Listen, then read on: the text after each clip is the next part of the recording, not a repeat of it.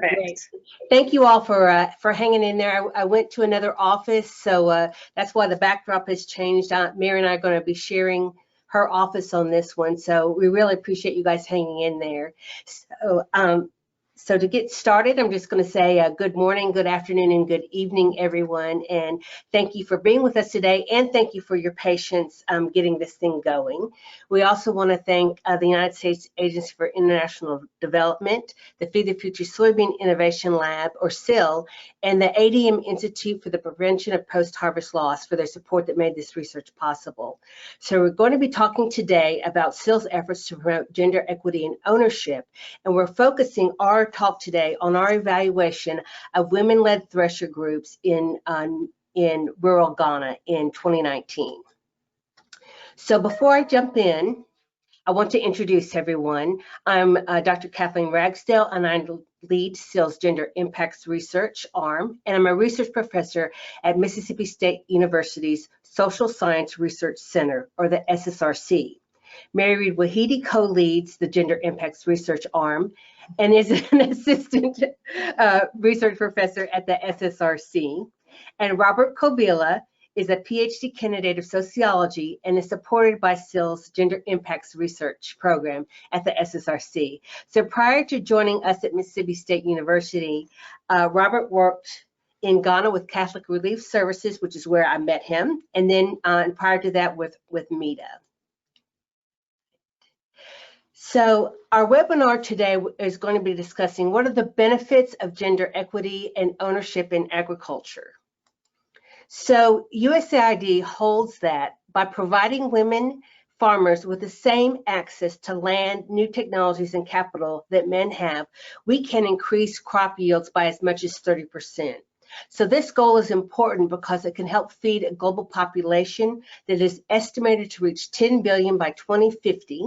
And it is even more important as the world today copes with disruptions and projected food shortages related to the COVID-19 pandemic. So how does women farmers' disempowerment and invisibility play out in real time? So here's a photo that I took a few years ago in Ghana when conducting community mobilization for the Soybean Innovation Lab. As many of you will be familiar with, when a village meeting is called, men usually sit under a shade tree in the middle of the meeting area, and women will come in and stand behind them and around them in a wider circle. And as you can see in the photo, the extension agent who is working with us and translating for us, he actually has his back to the women in this image, and he is facing the men. Next photo, please. So when we realized what was going on, we asked the extension agent to please include the women. And once the women were recognized and encouraged to speak up, they readily provided their input. But it's really important to keep in mind that they had to be given that permission at first. Thank you.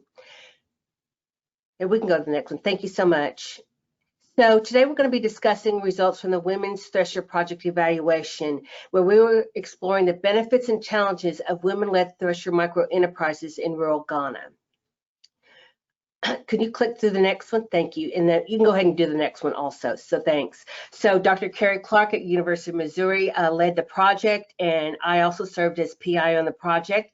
Mary Reed Wahidi served as co-PI, and Robert Kobila was our field team leader. And as we mentioned previously, the project was funded by USAID's Feed the Future Soybean Innovation Lab and the ADM Institute for the Prevention of Postharvest Loss. And the project was conducted in 2019. So in many parts of rural Ghana and sub-Saharan Africa, women farmers are expected to thresh both their crops and their husband's crops. And husband's crops are given priority over the women's crops. So this is a tremendous physical and time burden for women farmers, as mechanization is rarely available and they have to rely on hand threshing. In order to better understand how mechanized threshers impact efficient crop production, food security, economic gains, and empowerment among women-led thresher groups, we evaluated the benefits and challenges women farmers encounter as members of thresher groups in Ghana's Upper West region. So here's an image which you might be familiar with of women hand threshing a soybean crop in rural Ghana. And this is where women are expected to thresh their own crops and their husband crops. And as I said before, husband's crops are given priority over women's crops. It's estimated that hand threshing takes 8 to 10 women approximately 2 weeks of steady backbreaking labor per acre of soybean threshed. In contrast, mechanized threshing takes 4 to 5 women about 4 hours per acre. So that is a big time saving and a big physical savings on just from the manual labor involved. So in 2018, MEDA, that is the Mennonite Economic Development Associates, partnered with local non-government organizations in Ghana to provide 20 mechanized threshers to VSLAs, or Village Savings and Loan Organizations, in Ghana's Upper West region. And the members of these VSLAs were primarily smallholder women farmers.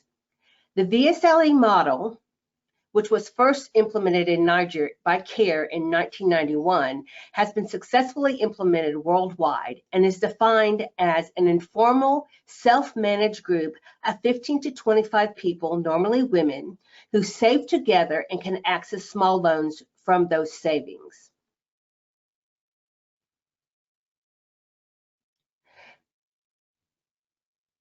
Okay, oh, sorry about that, got a little lag there. So mechanized threshing has the potential to reduce labor per acre of crop from 2 weeks of hand threshing to 4 hours of mechanized threshing. And here is one of the MEDA threshers, a photo of one of those in action in rural Ghana. Okay, and now I'm going to turn things over to Mary. Thank you so much.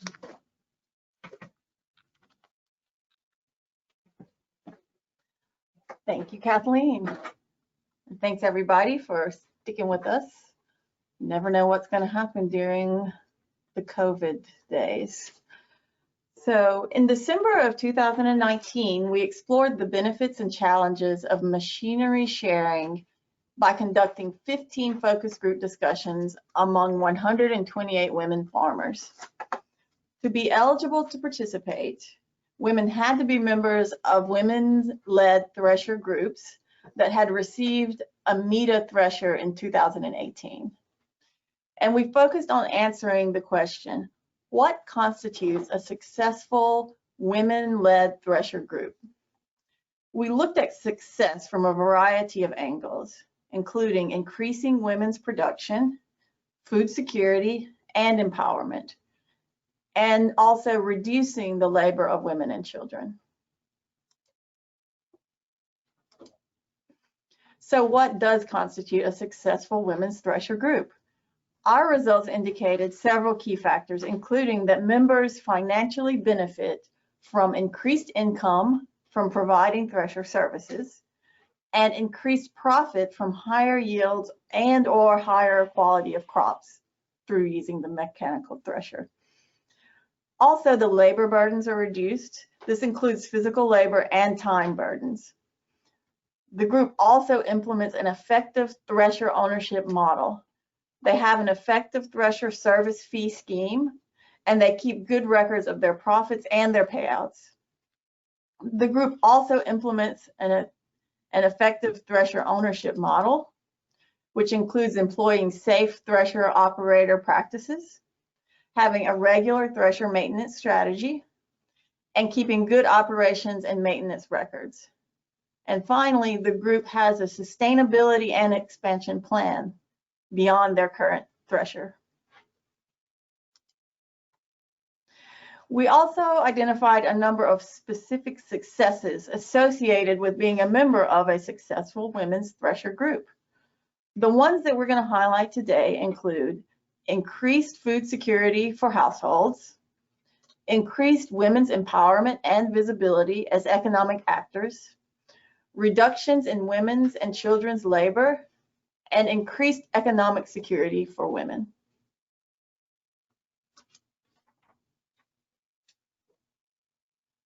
Belonging to a women's thresher group provided resilience against food insecurity because it allowed harvested grain to reach the households faster due to the reduced threshing time. It increased the amount of grain by substantially reducing post-harvest loss, and it allowed grain collected as payment in kind to serve as a food bank for group members whose households were food insecure. Here's some examples from our participants. As one says, the grain we collected after threshing for people became a food bank for our group. Members who needed food come to borrow from the group. The thresher has come to reduce hunger in our families. Another woman thresher group member says, our food is no longer delayed on the farm. That's why we have more food available now. We harvest and thresh the same day and can even use it in cooking the same day. Another participant explained, my soybean crop was burned last year in the field during a bushfire because we were waiting for it to be hand threshed. So while her crop was sitting there waiting for it to be hand threshed, a bushfire burned it. And she said, but not again this year because of the thresher. So the ability to quickly thresh the crop, we see it paying off in many different ways. One member of the thresher group described her experience this way. She said, I'm an old lady and a widow. I gave up on soybean cultivation because I did not have the strength to thresh by hand. All hope was lost until the thresher came. And then I went back to soybean cultivation.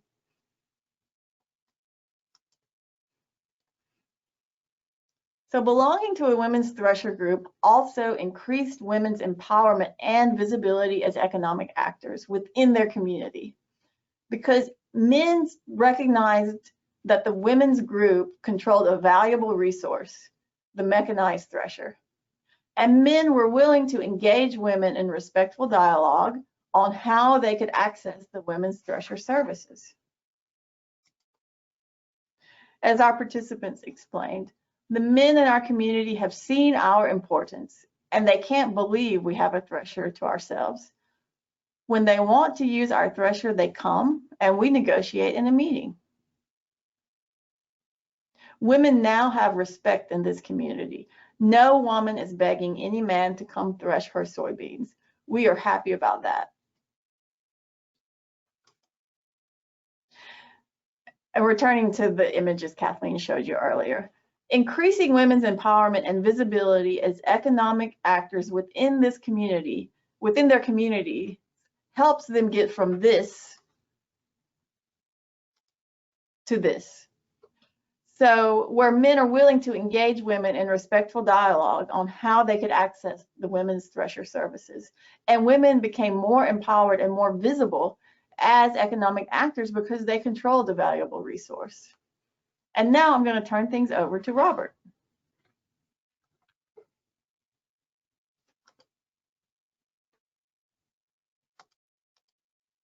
And you are muted, Robert. Thank you so much, Mary. Another important benefit of thresher ownership is a substantial reduction in manual labor and time needed to hand thresh a crop.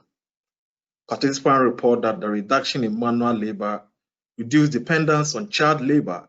Boys and girls no longer needed to miss school during harvest because mechanized threshing replaced labor-intensive hand threshing. Next, please.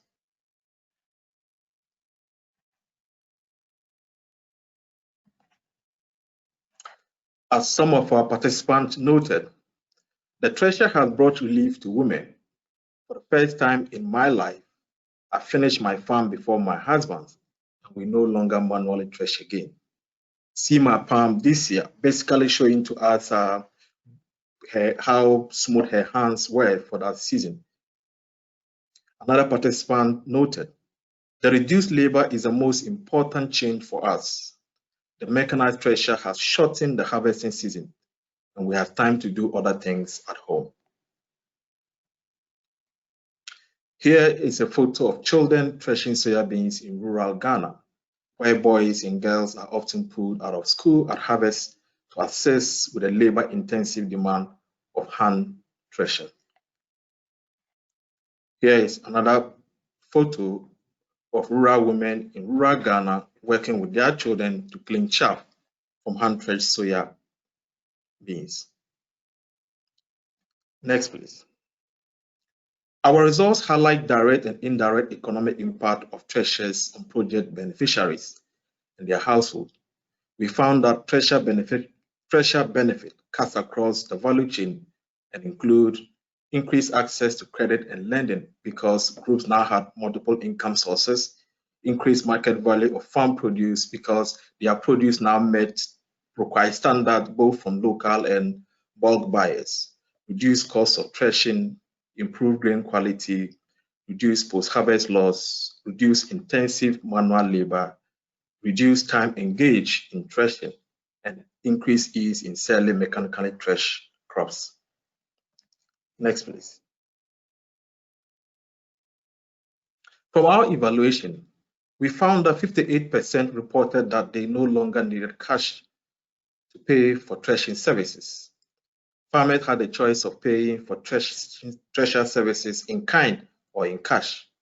For example, one group charged farmers 1 bag for every 10 bags of grain threshed. So, not having to pay in cash benefited both farmers and thresher groups, who, as we mentioned earlier, then used the threshed grain as a food bank for members. Thresher groups also benefited from collecting grains as payment in kind, since the price of the grain increased over time, which provided the groups with increased profit.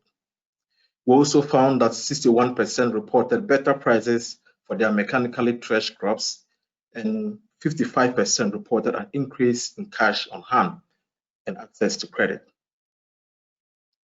Next, please.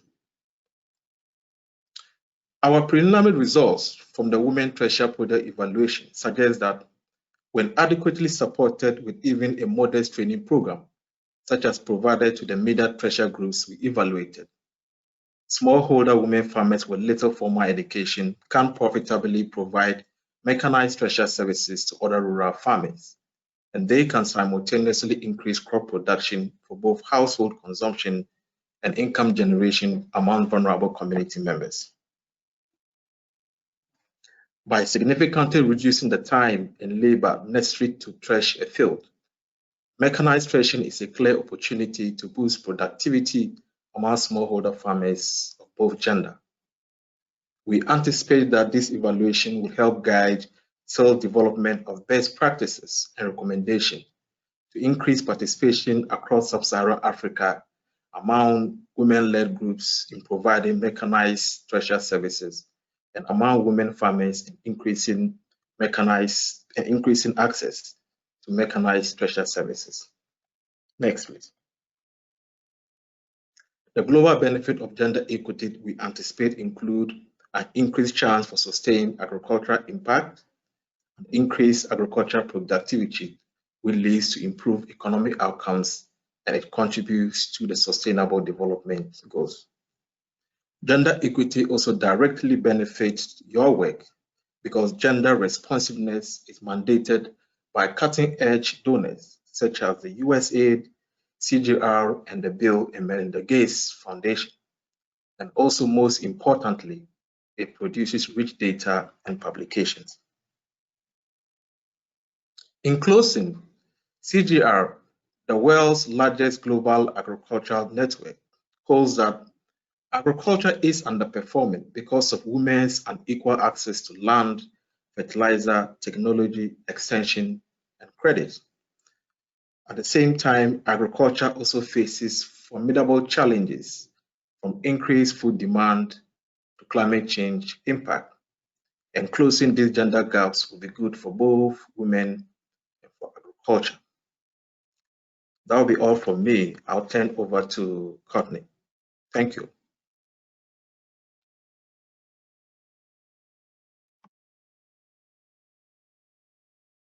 Thanks, Robert. Amy, I'm going to go ahead and start the questions then. So thanks to the presenters, really great info, and thanks to everybody again for jumping back on. It looks like we managed to get pretty much everybody back on, which is awesome. We have a lot of really good questions coming in. Feel free to keep typing in your questions because if we can't get to them during this live Q&A session, we will provide a written response via email. And I did just want to give a verbal reminder, we've been putting it in the chat, but in the handouts pane of your GoToWebinar control panel, you can access today's presentation materials and some other associated resources that will help you kind of give more context to the presentations today. So I'll have Robert and Mary and Kathleen turn on their webcams, and we can go ahead and get started. And so let me ask the first question from Eileen Nchanji with the Alliance of Biodiversity International and the International Center for Tropical Ag in Kenya. She asked, were women able to essentially save time with the use of the thresher? And if so, what activities were they able to do with that time savings that they weren't able to do before? Was this information captured at all in your research? So I'm going to start answering that question, then I'm going to turn it over to Robert. So we didn't do a time use study. This was a pilot evaluation, and what we did was focus group discussions with 128 women. So a time use study is hopefully part of what we'll be able to accomplish if we get further funding. And I'm going to turn it over to Robert because he can talk a lot more about the whole thing about the labor saving of the thresher.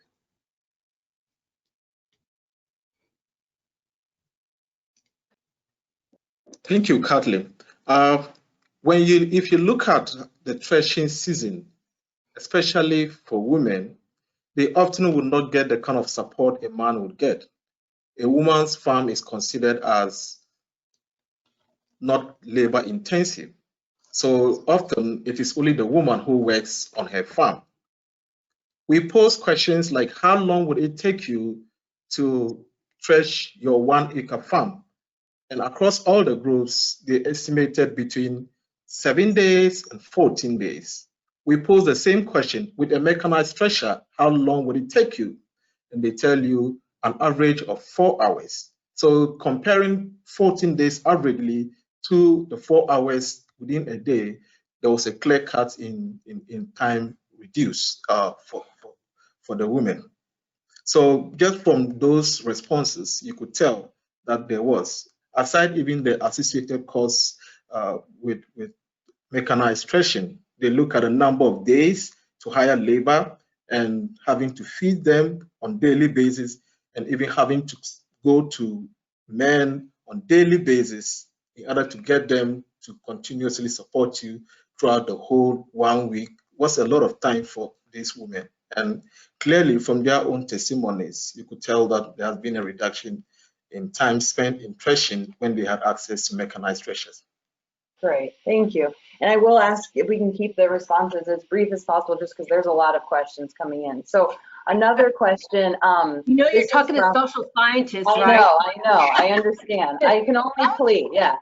So, so this comes from Bekele Kochu with IITA in Ghana, and they asked, do the groups that you evaluated have bylaws that govern their interactions with respect to the use and management of the machines? And then also a subset question, what are the major collective action problems that they faced? So it sounds like social scientists are also asking these questions. I like a question and a sub question with it. So this again, Robert was the team leader on this project. So we do know that they had bylaws, and that was one of the things that we highlighted in the PowerPoint, was having a very good solid set of bylaws really helped the thresher operation run successfully. So I'm going to turn that back over to Robert for Maybe him to. A quick example, Robert? Yeah. Yeah, thank you very much. The groups we evaluated were VSLA groups that transitioned into thresher groups. So those values and structures within a VSLA group were still transitioned into the thresher groups. And typically for a VSLA group, they are regulated by self-formulated constitutions. They have rules and regulations, and there are even punitive measures for members who flout the group regulations. So yes, they had rules and regulations that kind of manage their day-to-day activities. One of the common problems we did notice whilst evaluating this group was there were times that more than one member needed the thresher to work on their farms, but they had only one thresher. So at some time there was a little bit of delay as to who get the thresher at a particular point in time. Aside that, just through our conversations, there were no operational challenges directly that they face in terms of the group decision-making process. Because of their experience in the VSLA, they manage the threshers very well. And I need to add that these groups we dealt with have been exposed to businesses for quite a very long time, because the MEDA project deliberately kind of took them through a number of training and built their mindset in terms of how to manage a business and to be able to make a profit out of it. So largely, we thought they were a good group. Great, thank you. Another question came in from Abia Metaferia from the organization Memorai in Ethiopia. They noted that most of the manufacturers of the SIL Multi-Crop Thresher are men. And does this affect at all the gender equity when you're looking at ownership, maintenance, use of the thresher from the focus groups that you conducted? Yeah, that's a good question. I want to remind everyone, and we tried to make this very explicit, we did not evaluate SIL threshers. The SIL threshers where we were not in the field. We evaluated MEDA threshers. And but in terms of who fabricates, the person that builds the machine might not necessarily be the person that's taking it to the village to sell it to a group or something like that. So I don't know if we can really speak to that. Mary or Robert, if you have something to add. I mean, I want to quickly add that in terms of the design, at the time we were doing the evaluation, we realized that one of the challenges that women reported across all the groups was the difficulty in starting the machine, because and that's for the MEDA threshers. The MEDA thresher, because it was tedious. It was tedious, and women felt they didn't have the power to start to ignite the machine. But even before the evaluation had ended, we paid a visit to the fabricators, and apparently they had picked up that challenge in advance already, and they were replacing the mechanical starting process with motor starters. So that was a challenge that had already been resolved even before the evaluation had ended, and we know that they were producing new models of those threshers based on some of those feedback they were picking. So I would want to say that the fabricators were constantly picking feedback from those groups, and they were integrating those feedback into the newer models they were putting out into the market. Great, thank you. This question comes from Leonides Halos Kim from the Sasakawa Africa Association in Ethiopia. So they wanted to thank you for the interesting results of the study, and we're really curious about the challenges encountered by the women. And how do you see, what methods do you think should be employed to ensure that women sustain the ownership of their service provision enterprises? I think the challenges are very interesting, because what we know about gender and power dynamics in sub-Saharan Africa and in Ghana, in this case in particular, is that, and also what we know about development agencies that give funding, they've historically have concentrated their efforts on on men farmers and not women farmers. So women farmers for decades have been kind of left out of the equation. I think one of the most exciting things about that we found from the MEDA Thresher project was that, yes, there are challenges in transporting the thresher, challenges in starting the thresher, you know, getting a qualified operator, because especially with the MEDA threshers, there wasn't a very good training program in place when those were implemented. So having a good well-trained thresher operator is really paramount. These are challenges, though, that are not just associated with women's women-owned thresher groups, these are challenges that would be associated with any thresher operation. So this is just not a gender thing. This is just a mechanization thing.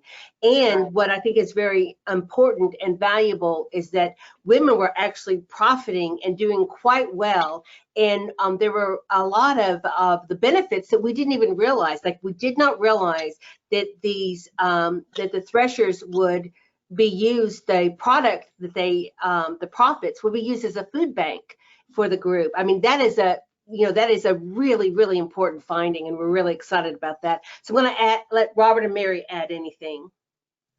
That was great, Kathleen. I think you're right. It's a good note that you made, that the challenges we saw were really not gendered challenges. I can't think of a single thing that was a gendered challenge. Yes, I mean, I totally agree. Like Kathleen did mention, the challenges we did see were not based on gender. They were more of how to move the machines to the site for threshing, and also some little mechanical issues. If you look at the time these women received the threshers, that was at the peak of the project, and not all the groups had the benefit of receiving complete training to be able to run these threshers. But if you look at the success rate that we saw on the field, for me, it demonstrates the can-do ability of the rural women. And if they were continue to encourage more women to own threshers, we are able to reach vulnerable population with critical threshing services. And we'll all see the resultant benefit in increased production, even in terms of the sizes of farms women begins to take up in seasons. Right. One thing I'll add quickly is that in most cases, the thresher operator was a male, if that's correct, Robert. Yes. Yes. So, Yes. I mean, I don't know if we had any cases where the women were also serving as the operators, or if that would have been something that was just. Yeah. So, That's okay. Yeah, good follow-up to that was Yergalem Gebra Mescal from USAID in Ethiopia asked, the fact that the thresher itself is very heavy, and that typical ag mech is heavy, is that a consideration? Was that a challenge for the women, or because they were hiring out the actual operation of the equipment, was it not a challenge? Was that anything that was identified or expressed in your focus group? Thinking about transportation of the thresher. Transportation of a thresher is a challenge for anybody, because you can't pick it up and manually carry it somewhere. So that is not really a gendered issue, but it is an issue about access in terms of how people get product. And also, one of the things that to me is very important is in smallholder societies and smallholder groups, people have to have food, so they're growing their own food. They also have to have cash income, and that cash income pays for school fees, it pays for medical care, it pays for necessary things like funerals and things that happen in the family. So people have to have both. They have to have food security by growing food. They also have to have cash income. And one of the things we know with the multi-crop thresher is that helps to increase that cash income for men and women farmers across the board. And it also reduces their labor. And I do want to remind everybody, just to build back on what Robert had said earlier about the training. This was MEDA threshers and MEDA training. This was not the Soybean Innovation Lab's multi-crop thresher training. In fact, we're partnering with Dr. Carrie Clark and Jeffrey Apiage to help build a manual that is going to, we hope, be a really play-by-play book to help women's groups, men's groups, whomever, really operate these businesses successfully. So we think it can be done. In fact, we know it can be done. That's And great. there are some distinct advantages to that group ownership model that I think we highlighted. It is. That food bank, and having that the pooled resources, and even just the pooled funds to make those repairs and to keep the maintenance going. Right. And maybe a good follow-up to that is Joseph Kamara with Njala University in Sierra Leone As I guess he's saying what specific lessons, but I think maybe if we could boil it down to your top 2 lessons, would you like to pass on that you think would maximize the success rate of ensuring gender balance and gender equity in mechanization interventions? Well, I really think much of the credit goes to USAID when they started making issues around gender equity part of their programs and started really concentrating on that. That brought it to the forefront, and groups like Bill and Melinda Gates Foundation and CGR and other top-notch organizations, when they started really thinking, and this is, you know, decades in the making, about the process of including women farmers along with men farmers, and recognizing that women farmers are just as important, they're equally important, they're equally valuable, and bringing them along is good for the family, it's good for the community, it's good for the country. So I think that that is something that's really, really important. And when we have organizations doing that and really focusing on how they can maximize the input of women farmers, we have very great successes. You know, one of the things that I have talked about before in other presentations and with my colleagues, and is in Ghana, for example, everyone is so entrepreneurial. People are always thinking about, you know, what they're doing. Women farmers don't just farm. They do a lot of other things. They might be doing small business trade. We had Dr. Carrie Clark mentioned a woman farmer who also has a sewing machine company, and she has like several other companies where she's the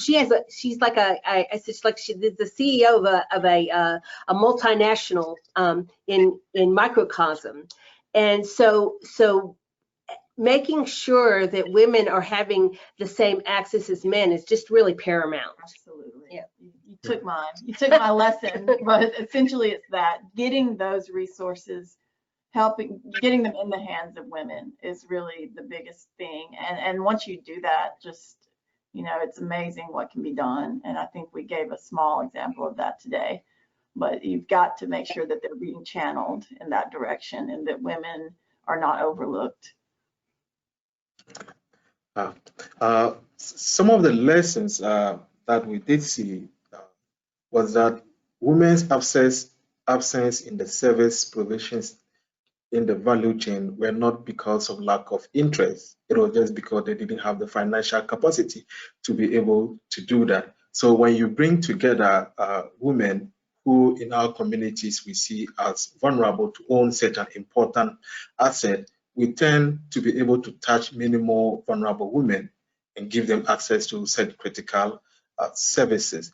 Also, the group ownership, what I realized was that thresher groups that had more members had some sort of guaranteed client already, because all the members within the groups were placed order. That was basically their first point of call for threshing services, and also from their household. So a group membership of 30 with other household members, their husbands, and even their elder children, all these people became clients. So that served more like a kind of guaranteed client base for these groups. And we do not anticipate that there will be seasons where these thresher groups or the threshers will be lying idle, aside the fact that these women model their prices to reflect their own financial status, and also many other women in their communities. And they virtually were able to take away the financial barriers that eliminated a lot of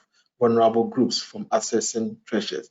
For this group, all you needed to do was to make sure you place your order in good time and you had access to the thresher. They didn't even discriminate based on the size of your farm. Among the big service providers, the size of your farm actually matters, whether they provide it with the service or not.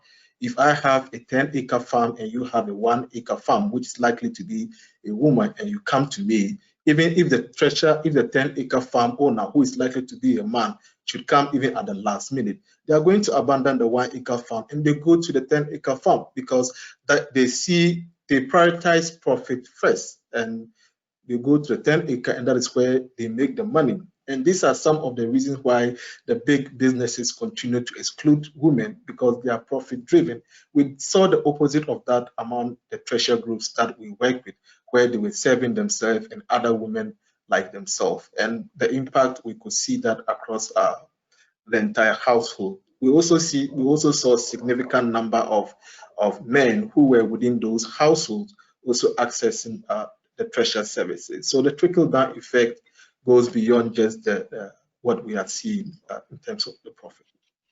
Yeah, and I think you're making a really good point, Robert, and then we'll have to wrap up. There's a lot more questions, but we'll get to those in writing. But Kosiwa Apedo from Westland Corp in Togo actually attended the previous session, which focused on profitability. And really one of the walkaway messages from that session was about how individual ownership of the thresher can be very profitable when it's being used in a service provision capacity. And I think that one thing that maybe we can clarify from your work is that the women were not only using the thresher to thresh their own fields, but also operating it as a service provision model as well. Is that correct? Yes, absolutely. So they were getting grain as well as cash. Mhm. Yeah.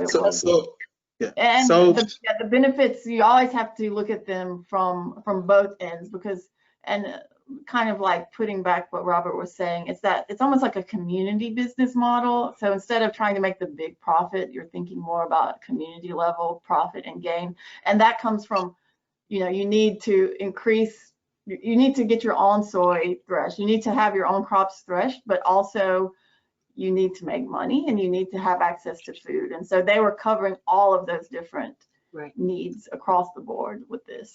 And it doesn't mean that those models are mutually exclusive. You can't only have one and not the other. They can both work together. And this was, I think, what was so critical with the women's thresher is that women were learning how to have clients and how to take care of their clients and how to actually have a more, what Robert calls, and I love this term, the business mindset. Yeah. That's a great message to end on, is that they were very business minded and they were approaching it as a business, but it was a business that, it's a little opposite of that one that Robert was talking about, where you're just after the biggest profit. It was a kind of a holistic across the board business.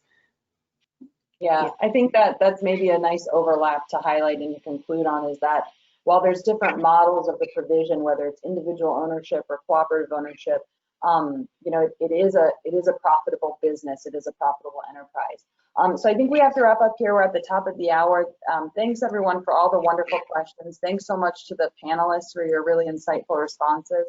And I'll turn it back over to you now, Amy. So actually, we're going to turn it over to Kathleen to conclude here. Thanks. Yeah, thank you, Amy. Thank you, Courtney. I really appreciate your hard work on this. And we have a list here, a very brief list of gender resources for you all that we wanted to share out.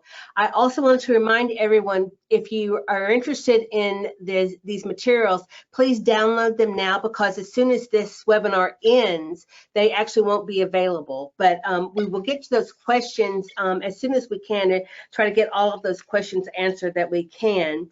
And now for this last slide, thank you.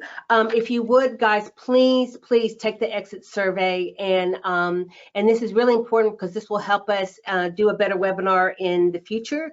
And we love to do these, and we really want to keep making them better and better and more exciting.